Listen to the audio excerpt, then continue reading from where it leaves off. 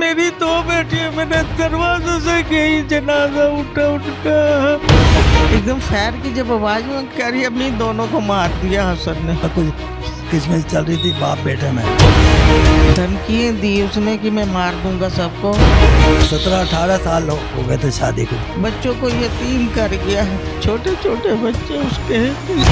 जो डर था वही हो गया। नशा भी करता, सोसाइटी में सही थी उसकी दोस्त। अस्सलाम वालेकुम नाज़रीन, नई बार डिजिटल के साथ मैं आपका मेज़बान तलहा नारू हाजिर खिदमत। नाज़रीन, मेरे साथ 80 साल इलियास साहब मौजूद हैं जो अपनी बेटी की जो शादी है नासिर नामी शख्स के साथ करते हैं। नासिर नामी शख्स जो है वो पहले से अपनी शादीशुदा होता है, अपनी बीवी को छोड़ चुका होता है। उसका एक बेटा होता है 2 साल का जिसका नाम था हसन।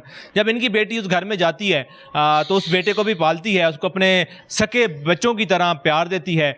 जब 21 साल का हो जाता है इस ईद पे जो इनकी बेटी है वो घर में कॉल करके अपनी दूसरी बहन को बुलाती है कि आज ईद का दिन है तो आप आ जाओ यहाँ पर, आज ईद का दिन इकट्ठे गुजारते हैं। तकरीबन पूरा दिन गुजारने के बाद इनकी जो छोटी बेटी है वो दोबारा घर वापस आती है। घर वापस आने के बाद कुछ देर बाद वो फिर कहती है कि मैं अपनी बहन के पास जा रही हूँ, वहीं पर जाकर खाना वगैरह खाऊंगी। लेकिन वहाँ जब जाती है तो उसको इस बात का पता नहीं होता कि वहाँ मौत उसका इंतज़ार कर रही है। वो हसन 21 साल हसन जिसको उसकी माँ ने सगे बच्चों से भी ज़्यादा बढ़कर चाहा था, ज़्यादा प्यार दिया था, जवान किया था, वही ना जाने उसके जहन में ऐसी क्या बात आई कि उसने अपनी सौतेली खाला को भी मार दिया, अपनी सौतेली वालदा को भी मार दिया। उनके वालिदैन मेरे साथ मौजूद हैं, उनकी बहन भी यहाँ पर बैठी हैं जिन्होंने ये सारा जो वाक़या अपनी आंखों से देखा है। वालिद साहब से बात करते हैं। अस्सलाम वालेकुम सर। वालेकुम सलाम जी। अच्छा सर, शादी कब हुई थी? शादी तो 17-18 साल हो गए थे शादी को, बच्ची की शादी को। अच्छा, तो पहले भी कोई लड़ाई झगड़े हुए हैं इस दौरान? इस दौरान कभी ऐसा सुना ही नहीं था या कोई। बहरहाल अमूमन आपस में उनमें कुछ किस्मत चल रही थी बाप बेटे में। अच्छा। पता नहीं क्या वजह आती है क्या, क्योंकि हम लोग तो ये हमसे जान नहीं था, ज़्यादा नहीं हम लोग मिलते थे। अच्छा। हाँ वैसे ही। और वो लड़का जो हसन वो तो कभी सवाल ही पैदा, इधर हमने वो नहीं करते, लिफ्ट नहीं कराते थे उसको जहाँ तक जी। अच्छा, बेटियां जो होती हैं वो वालिदा की ज़्यादा करीब होती हैं, वालिदा को अपनी बातें भी दिल की बताती हैं। तो कभी बताया था कि हसन ने को बदतमीज़ी की? मुझे कोई बात ही नहीं हमसे करती थी वो, क्योंकि मैं बीमार रहती हूँ, मैं दिल की मरीज हूँ। मुझसे कभी कोई उसने बात नहीं की कि ये तकलीफ़ मुझे। और खैर मियाँ ने तो कभी कोई तकलीफ़ नहीं दी उससे आज तक। हम क्या हैं, खुश रहते, दोनों मियाँ बीवी खुश थे। ये हसन ने जो काम किया उसने किया है। पहले कभी जिक्र किया आपकी बेटी ने कि वो को बदतमीज़ी करता है? नहीं, ये कहती थी वो बदतमीज़ी करता है आके उससे, नासिर से, अपने वालिद से? हाँ, उसका गिरेबान तक पकड़ा है बाप का। धमकियाँ दी उसने कि मैं मार दूंगा सबको। हमने कहा भाई नासिर को कह रहा नहीं ठीक हो जाएगा, ये ठीक हो जाएगा। वो जो आपकी बेटी हसन को प्यार करती थी? हाँ प्यार करती थी सब।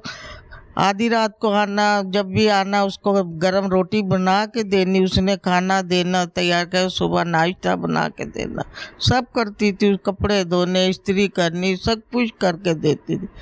और उसने ये काम किया, बच्चों को यतीम कर गया, छोटे छोटे बच्चे उसके यतीम।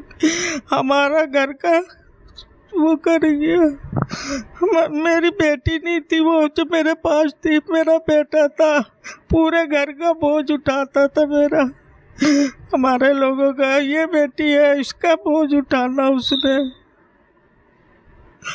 स्कूल में जाती थी, आती थी, कुछ भी नहीं।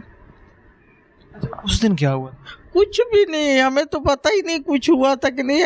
मैं थी, ये हम 3 थे, इसकी बेटी थी। यहाँ पर बैठे हुए तो वो कहने लगी, बैठे अभी 10 मिनट भी नहीं हुए में एकदम फैर की जब आवाज़ में कहा सलमा देखना फैर हुआ है। इसने ना इधर से देखा, तो सारे मोहल्ले में खड़े हुए थे, मोहल्ले वाले कहने गए वो नासिर के घर हुआ। ये जल्दी से ना भागी नीचे, दरवाज़ा खोल के तो आई, कह रही अम्मी दोनों को मार दिया हसन ने। जनाजा वो लोग मोहल्ले वाले उठा के लेके गए। कितने बजे का टाइम? ये 3:10 का टाइम था। पहले आपकी बेटी ने कॉल की छोटी बहन को बुलाने के लिए? वो तो सुबह की थी ना उसको कि भाई आजा मेरे साथ हल करवा लो, वो काम शाम करवा लेती थी, बड़ी बहन थी उसको बुला लेती थी मेरे साथ आजा काम करवा ले जरा, मैं अकेली हूँ। अच्छा मेरी बहन, आपने अपनी आंखों से ये वाक़या तकरीबन होते देखे, तो जब आप गई तो वहाँ पर क्या सिचुएशन, वहाँ पर क्या थी? वहाँ मैं गई हूँ 3-10 का ये वाक़या है।